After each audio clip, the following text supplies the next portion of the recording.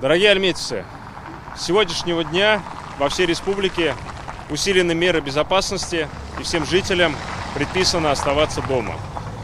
Сегодняшний день, вторник, 31 число, дан для того, чтобы по большому счету всем определиться и сделать все свои самые крайние и неотложные дела. С завтрашнего дня мы начинаем полный контроль за перемещениями в городе.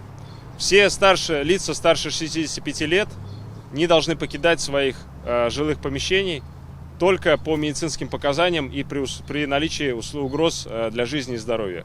Все остальные граждане, вам тоже необходимо оставаться дома, поэтому, уважаемые альметьевцы, мы сейчас принимаем усиленные меры безопасности, выставляем патрули, которые начнут свою работу уже сегодня.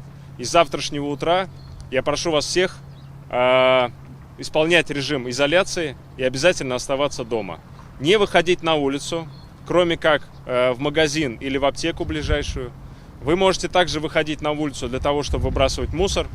Люди, которые заняты на беспрерывных производствах или для целей жизнеобеспечения, они также имеют право, но для этого им нужно будет иметь специальные пропуска. Прошу с пониманием отнестись, все это делается для вашей безопасности. Нам крайне важно не допустить сегодня распространения этой смертельной заразы на территории нашего города и района. Поэтому мы примем самые жесткие меры необходимые, но вам всем необходимо оставаться дома.